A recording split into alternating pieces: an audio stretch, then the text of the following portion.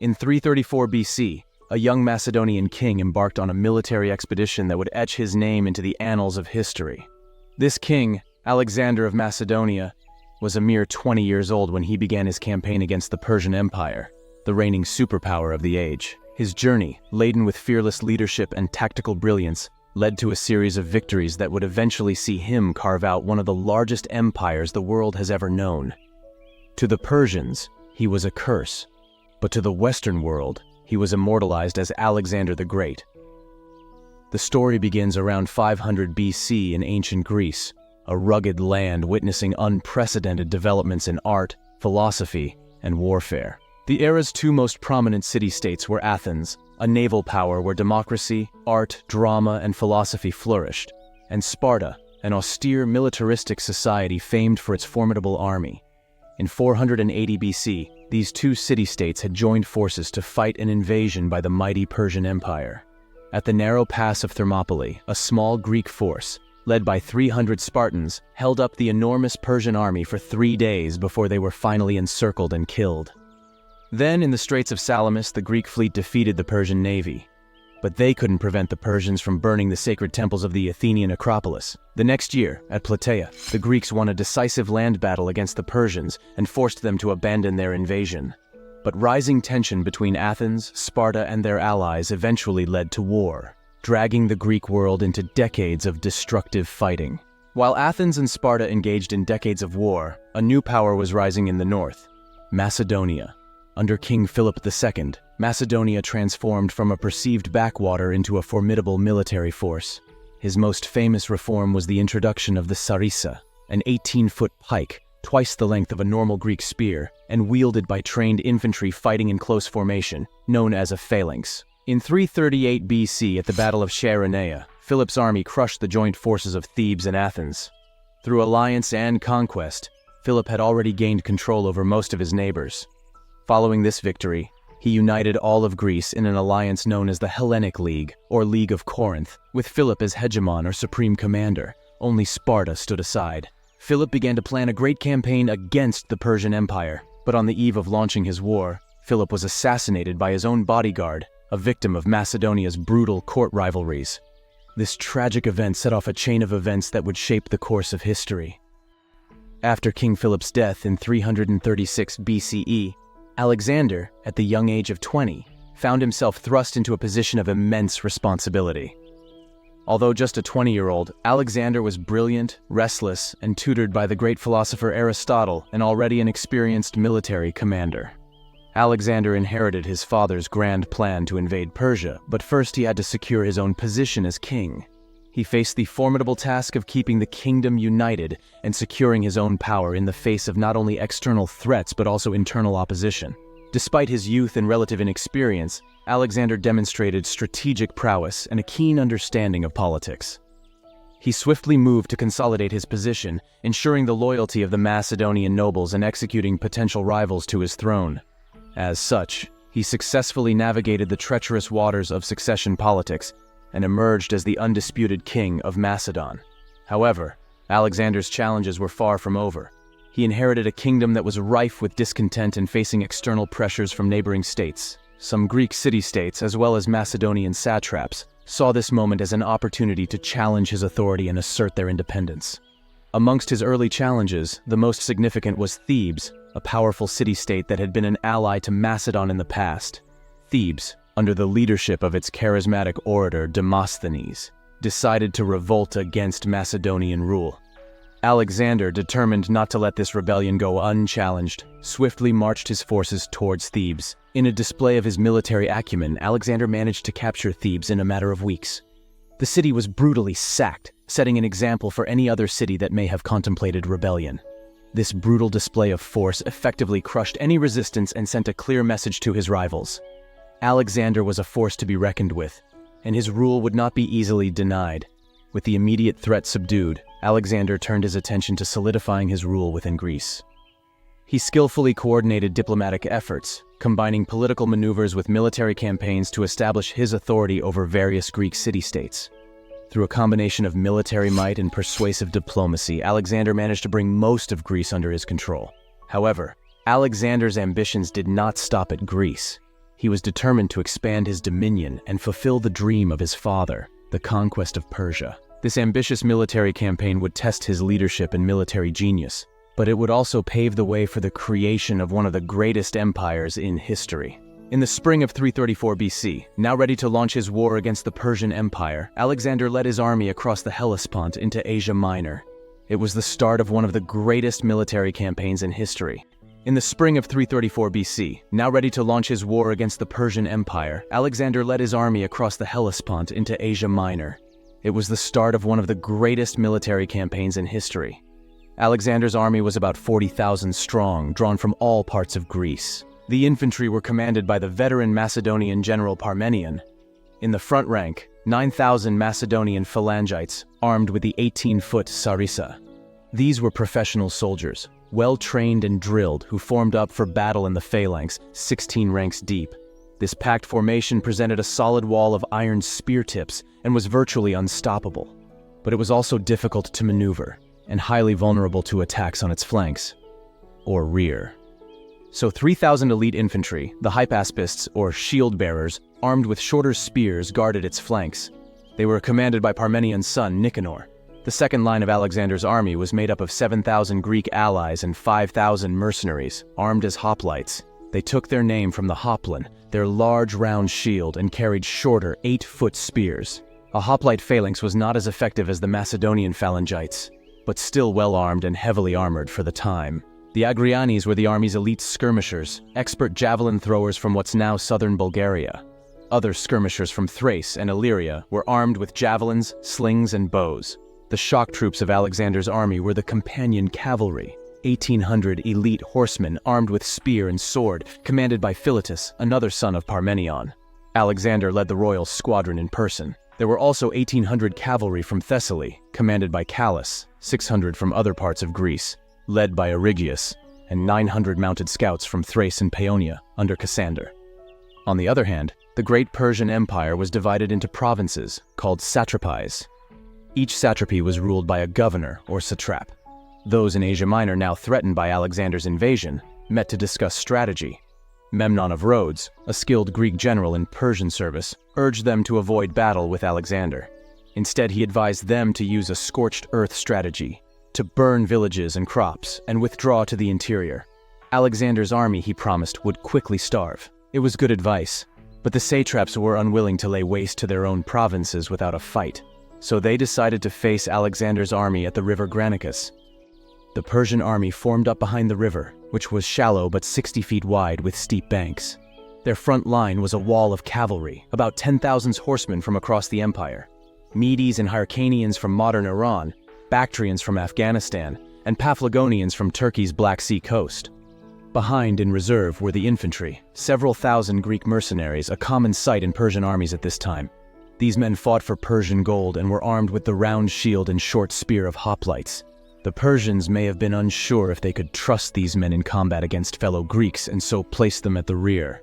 Alexander, determined to attack and destroy this Persian force before it could retreat, raced to the Granicus with his best troops. On his left wing, he posted Thessalian, Greek, and Thracian cavalry under Parmenion's command. In the center were the massed spears of the phalanx, its 6 divisions commanded by Perdiccas, Koinos, Amintas, Philip, Meleager, and Crateros. On the right, Alexander himself, with the companion cavalry under Philotas as well. As the elite hypaspists, the Agrianes, javelin throwers, and the archers.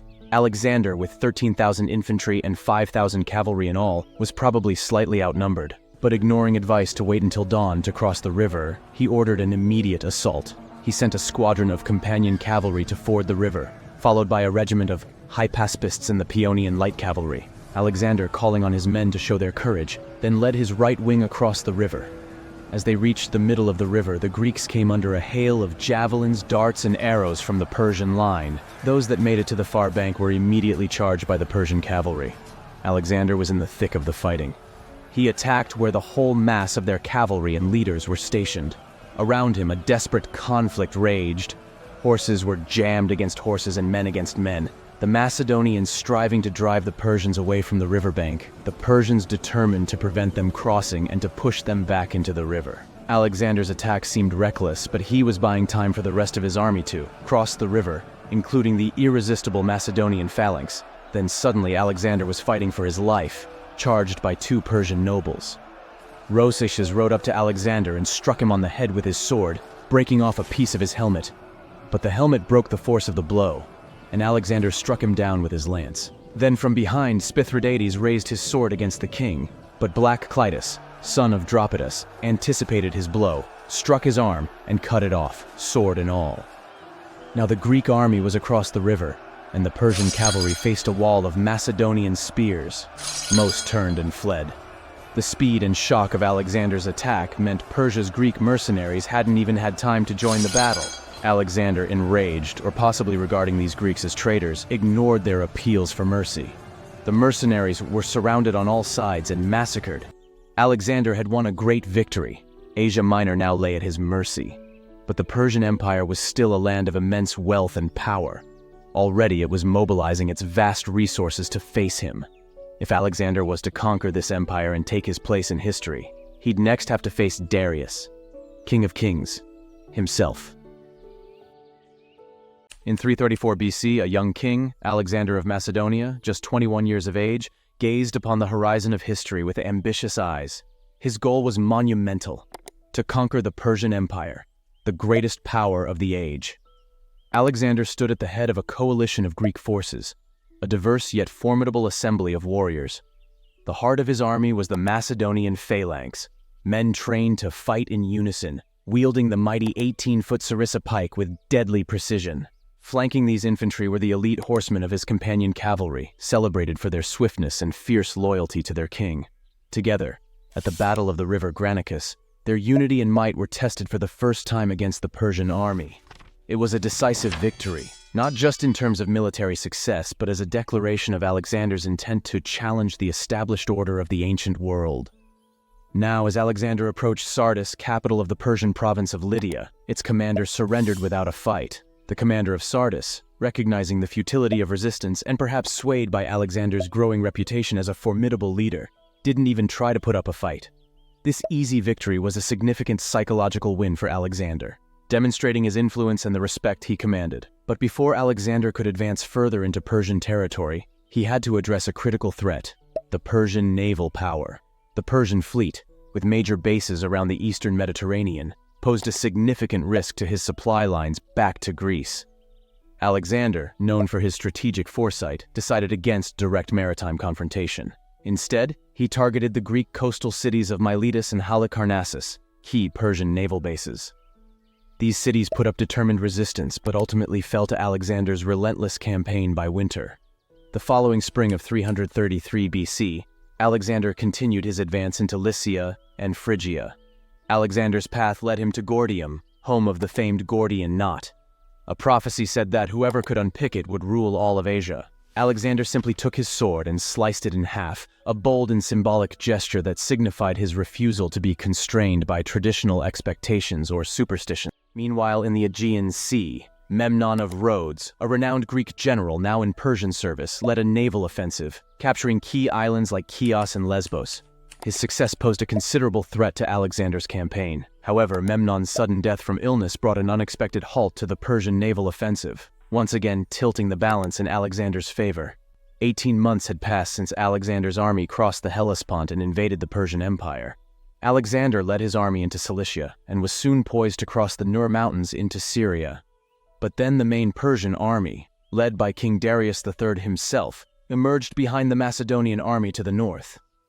Darius was determined to trap and destroy Alexander's army, which he outnumbered by almost 2-1. So he blocked Alexander's only escape route by moving his army to the coastal plain near Essus, just 6 miles wide from mountains to sea. The narrow battlefield would force Alexander to fight, but it also prevented Darius from exploiting his huge numerical advantage. His army, by some estimates, was up to 100,000 strong and contained some of the finest soldiers in his vast empire, including 10,000 of his own household troops, known as the Immortals. His best cavalry were massed on his right, towards the sea, where the ground was better for horses. His best infantry, his Greek mercenary hoplites, formed the center. Persian infantry formed his left wing. Alexander deployed his own army for battle, once again entrusting his left wing nearest the sea to Parmenion, with the Greek cavalry and infantry. In the center, as always, was the Macedonian phalanx.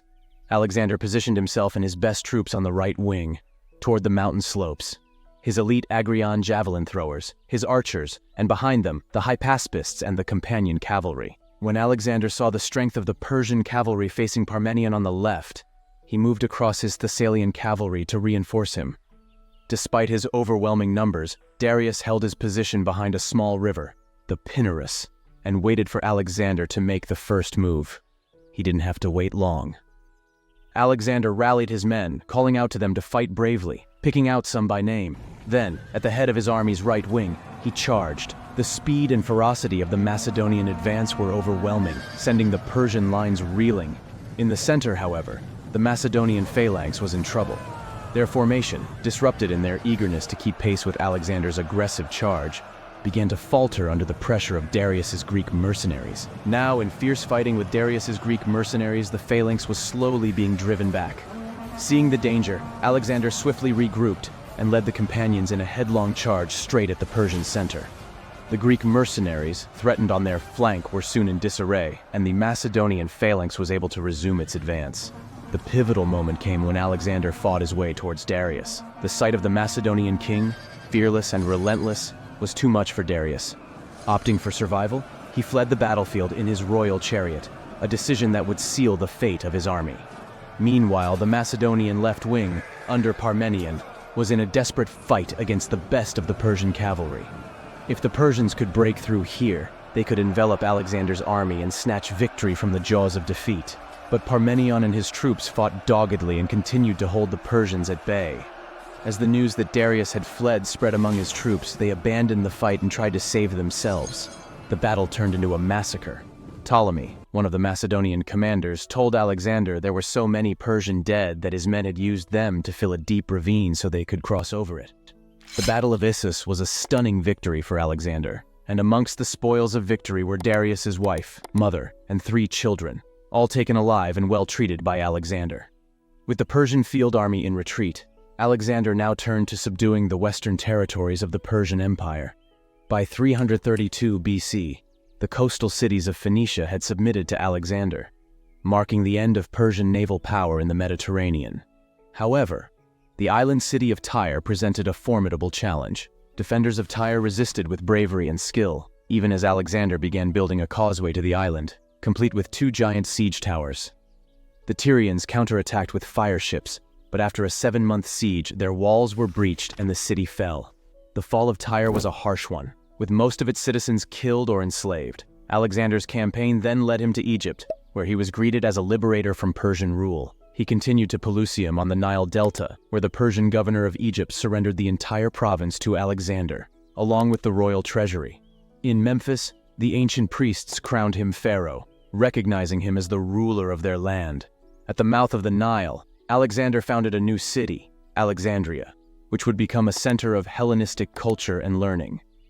His journey to the Oracle of Siwa further solidified his divine status, as he was welcomed as the son of Amun, the king of the gods. Alexander returned east to Tyre, where in 331 BC he received news of trouble back home. Despite his successes in the east, Alexander faced challenges back in Greece. Many Greeks, particularly in Sparta, viewed Alexander as a tyrant. King Agis of Sparta, supported by Persia, launched a revolt against Macedonian rule. Antipater, Alexander's commander in Greece, already dealing with rebellion in Thrace, quickly marched south to confront this new threat. The ensuing battle near Megalopolis was a testament to the might of the Macedonian military. Even the legendary Spartans were now no match for Macedonian military power. The Spartan army was crushed and King Agis fell in battle. With his base in Greece secure once more, Alexander advanced towards the Persian heartlands, seeking a final showdown with Darius. He received a letter from the Persian king offering him a fortune in gold, his daughter in marriage, and half his empire in exchange for peace. But Alexander's stunning victories, all the oracles and acclamations, had now convinced him that his destiny was to rule the world. He rejected the Persian king's offer. He didn't want half the empire. He was coming to take it all. In 334 BC, Alexander, 21-year-old ruler of the small Greek kingdom of Macedonia, led an invasion of the vast Persian Empire.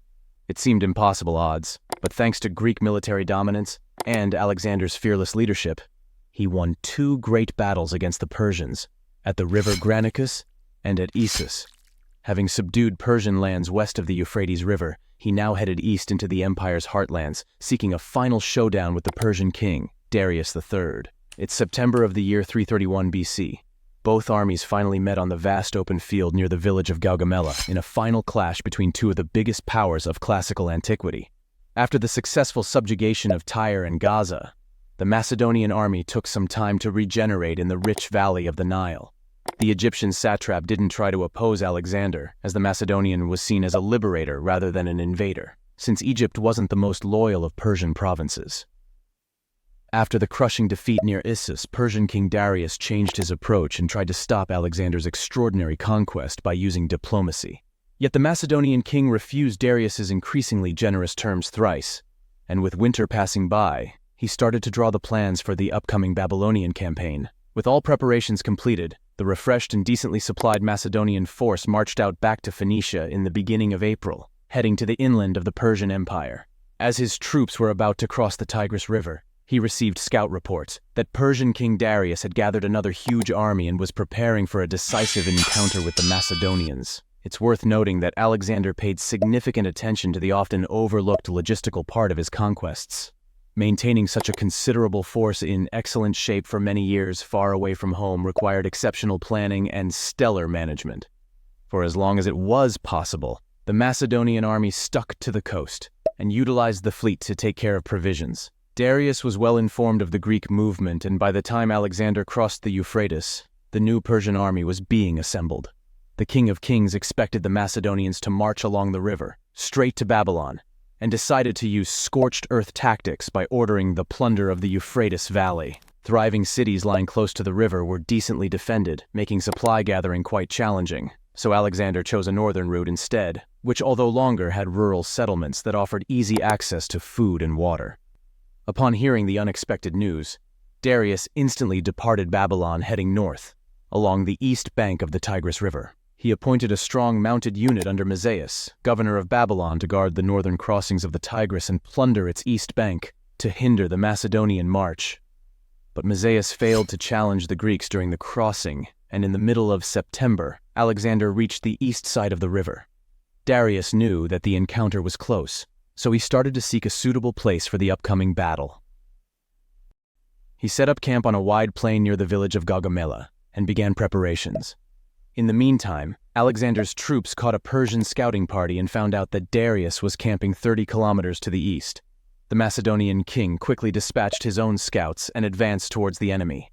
Camp was set behind a hill about 10 kilometers away from the presumed battlefield, and after a few days of rest, on the last days of September, Alexander departed towards the Persian positions. Receiving news that a great Persian army led by Darius had assembled at Gaugamela, near modern Mosul in Iraq, he made straight for it.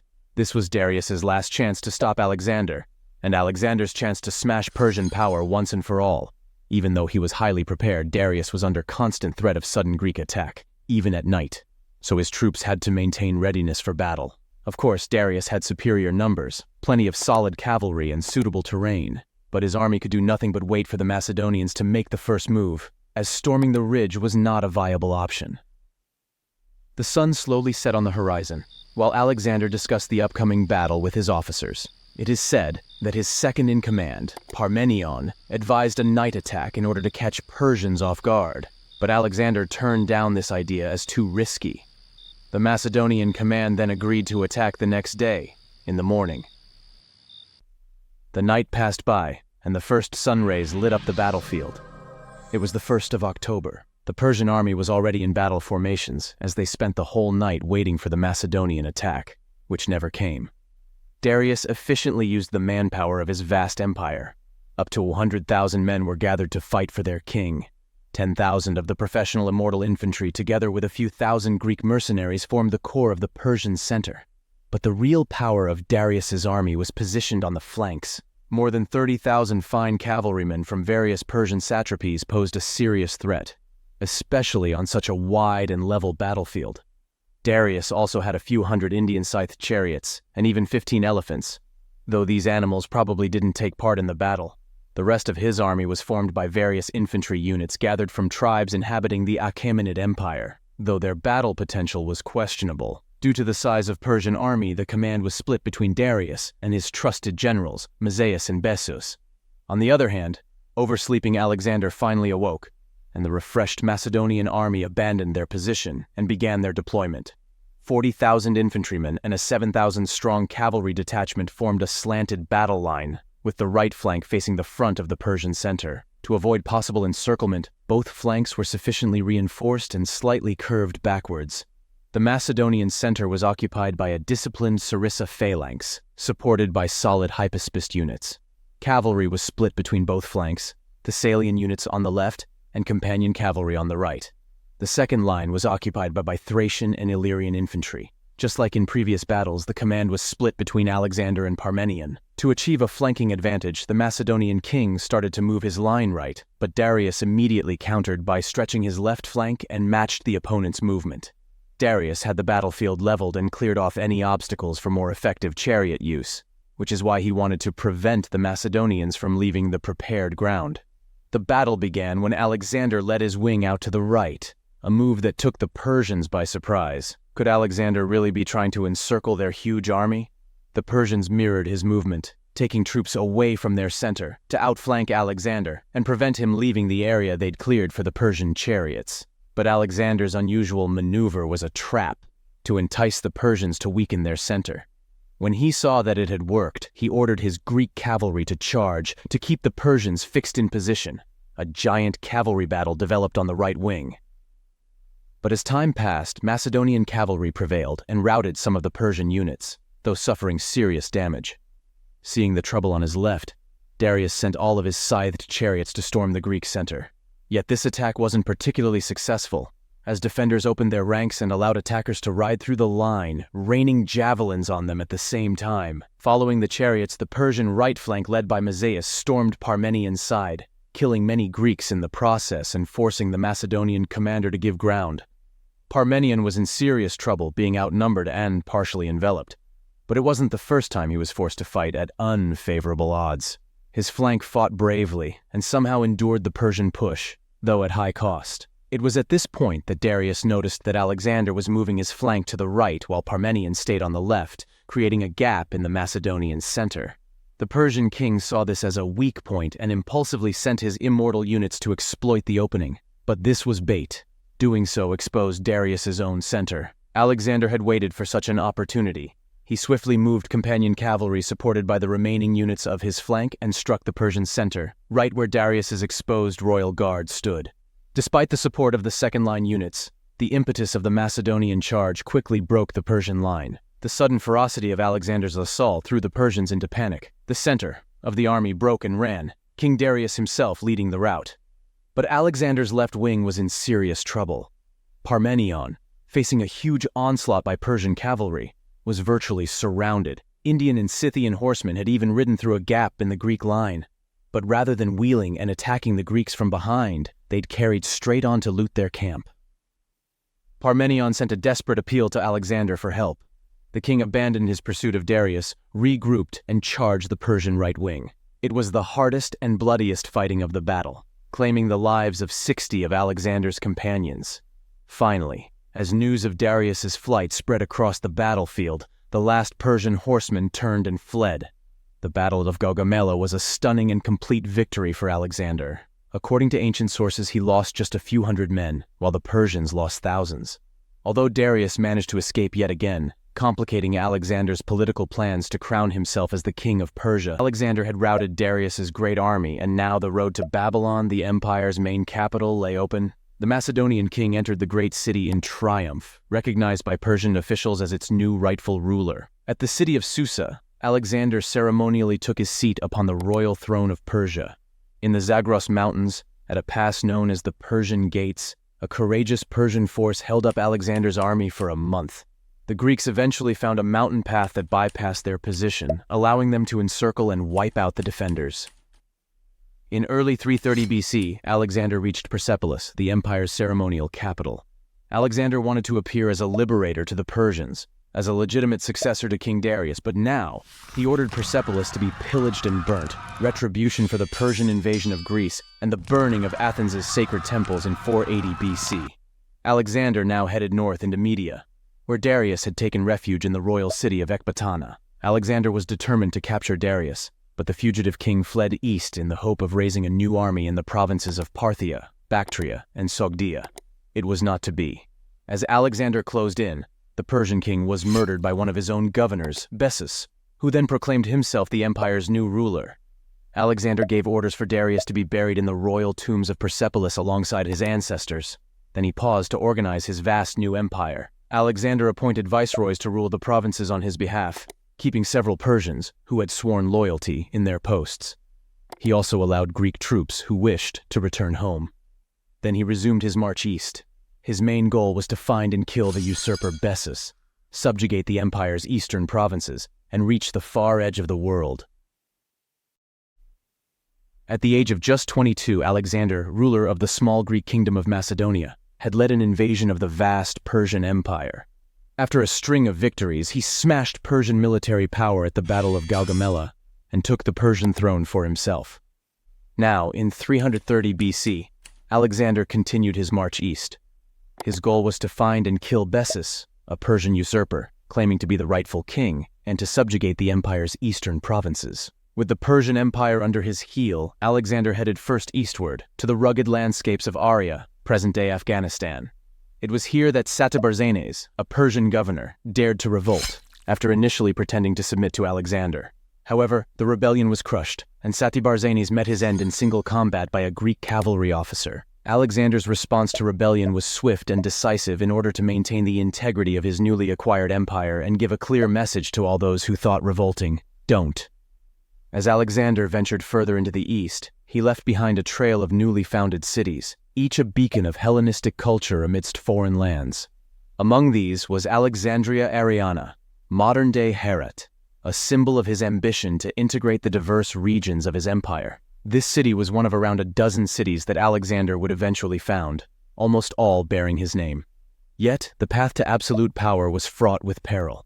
The Macedonian court, a nest of intrigue and treachery, was a constant reminder of the fragility of trust. 6 years before, Alexander's own father, King Philip, had been murdered by his bodyguard. He was now informed that Philotas, commander of his companion cavalry, had uncovered a plot to assassinate Alexander, but kept it secret. Philotas and his father Parmenion were among the most respected of Alexander's commanders, and had played crucial roles in all his great victories. But when Philotas confessed under torture, Alexander had him executed. Then he sent assassins back to Ecbatana, where Parmenion was governor, to kill him before he even heard of his son's death, and had a chance to turn against Alexander. In 329, Alexander resumed his pursuit of Bessus, leading Alexander deeper into the heart of Asia. Along the way, he founded Alexandria Arachosia, modern-day Kandahar, further solidifying his presence in the region. He and his army traversed a huge area of what had been the Eastern Persian Empire. As he went, Alexander received the submission of the local satraps and planted a series of colonies at strategic locations composed of his Macedonian and Greek veterans who could be spared, because Alexander's army was constantly being replenished by new recruits from Macedonia and Greece. As Alexander reached Kunduz, Bessus was betrayed by his own men and handed over in chains. Alexander sent him back to Persia for execution as a kingslayer. The capture and execution of Bessus marked a pivotal moment in Alexander's campaign. Yet even as he vanquished one enemy, new challenges emerged. Alexander pushed on into modern Tajikistan, where the Sogdians rose up against him. He had to fight off attacks by local tribes and take several towns by assault. The resistance of the Sogdians and the foundation of Alexandria Ishkate, the furthest, on the banks of the Jaxartes River, marked the outermost boundary of his conquests. This frontier was frequently raided by nomads known to the Greeks as Scythians. Alexander lured them into a decisive battle near the Jaxartes. The result was a crushing victory for the Macedonian king that put an end to the raids. But fighting against Bactrian and Sogdian tribes continued, frustrating Alexander and tying him down in a difficult guerrilla war. By now, many of the Macedonian troops were unhappy with Alexander. Most had not seen their homes in years, but their king seemed bent on conquest without end. What was worse, He'd begun to adopt the rituals and dress of their defeated Persian enemy, customs they viewed as effeminate and decadent. At Marakanda, modern Samarkand, after a furious drunken argument, Alexander killed Clytus the Black. The killing of his revered general and friend further alienated his commanders. Clytus had been one of Alexander's best generals, and the man who'd saved his life at the Battle of the Granicus. Alexander was full of remorse, but his growing arrogance was alienating more and more old comrades. But the worst was yet to come. The imposition of proskynesis, a Persian ritual of prostration before the king, tested the limits of their loyalty and highlighted the growing divide between Alexander and his Macedonian followers. To Greeks, this was blasphemy. Only a god was worthy of such respect, and Alexander was forced to back down. In Bactria, another plot to assassinate Alexander was uncovered. This time, the ringleader was a royal page, one of the sons of Macedonian nobility who attended the king. Hermolaus had become murderously bitter towards Alexander over a perceived injustice. He and his accomplices were tortured and then stoned to death. Callisthenes, Alexander's official historian, was also implicated in the conspiracy. He was thrown in prison, where he later died. That summer in 327, according to legend, Alexander became captivated by the beauty of Roxana, daughter of a Bactrian lord. Their marriage was also a sound political move, helping to end local revolt against his rule and allowing him to continue his advance into modern Pakistan and India. Alexander now prepared to subdue the Persian Empire's most eastern provinces, which had yet to recognize his kingship. To do so, he would first have to cross the Hindu Kush Mountains and reach the Indus River Valley. Advancing in two columns, his army won a series of skirmishes against the Aspasi and Assassini as they fought their way into what's now the Swat Valley of northern Pakistan. After a fierce siege, Alexander took the Assassinian capital of Massaja. According to legend, it was ruled by a beautiful queen, Cleophas, who bore Alexander a son and was allowed to keep her throne. The alliance with the ruler of Taxila near modern Islamabad and the epic confrontation with Porus at the Battle of the Hydaspes showcased his military prowess. Together they marched to face Porus, king of Pauravas, at the Battle of the Hydaspes. It was Alexander's costliest battle, as Porus's war elephants inflicted terrible casualties amongst the Greeks. But despite Porus's fearless leadership, the battle ended in a decisive victory for Alexander, winning him control of the Punjab. Alexander wanted to push on into India, to reach the great river which ancient Greek geographers said formed the edge of the world. Eventually, however, his troops mutinied on the banks of the Hyphasis River, homesick and daunted by rumors of a huge empire to the east, which were true. The Mauryan Empire was beginning to take shape at this time. His men had marched thousands of miles, fought countless battles, and not seen their homes in 8 years. They refused to go any further. They demanded to return westward. Only with great reluctance did Alexander agree. He followed the rivers of the Punjab to the sea, a journey that took 10 months. On the way, he defeated the Malians, but while leading the assault on their capital, was wounded in the chest and nearly killed. On reaching the coast, part of the army, under Nearchus, boarded ships and returned to Persia by sea, sailing through the Straits of Hormuz and entering the Persian Gulf. It was one of the great ancient voyages of exploration, as these waters had been previously unknown to Greeks. Meanwhile, Alexander led the rest of the army back by land through the Gedrosian Desert, today in southern Pakistan. But extreme heat and shortages of food and water led to terrible suffering and many deaths among his army. He is thought to have lost more than half his men to hunger, thirst, and heat stroke on this march. On his return to Persia, Alexander executed several of his viceroys and governors, men accused of ruling unjustly and robbing temples and tombs during his long absence in the east. At Susa, he arranged a magnificent mass marriage of Macedonian officers to 80 Persian noblewomen to strengthen bonds between his two kingdoms. Alexander himself married 2 Persian princesses. He also paid all his soldiers' debts and ordered 30,000 youths from across the empire to be trained in the Macedonian art of war. But at Opis, his Macedonian troops mutinied. They were offended by Alexander's apparent preference for Persian advisors and Persian ways. Alexander had the ringleaders executed and made a speech to the men, reminding them of the glories they'd won together and leading eventually to an emotional reconciliation. At Ecbatana, Alexander's closest and most trusted friend, Hephaestion, died of fever. The king was grief-stricken, went days without eating, and ordered a period of public mourning across the empire. Alexander waged a successful campaign against the mountain raiders of Kausea, who not even the Persian kings had been able to subdue. Returning to Babylon, he was met by embassies from distant peoples come to recognize his greatness. Ethiopians, Libyans, European Scythians, Lucanians, Etruscans, Gauls, and Iberians. Alexander's Bactrian wife, Roxana, was now pregnant, but as he planned his next campaign, to Arabia and beyond, he developed a sudden fever and died days later, aged just 32. The cause of Alexander's death has never been established. It may have been malaria, cholera, typhus, or poison. Alexander died undefeated in battle. Alexander the Great left behind a huge empire, stretching from Greece to India. But with his death, it was an empire without a ruler. His young widow Roxana was pregnant with an unborn child, who would, if a male, become his heir, but he would not be able to take on Alexander's mantle for many years. The high command therefore appointed one of their number, Perdiccas, as regent.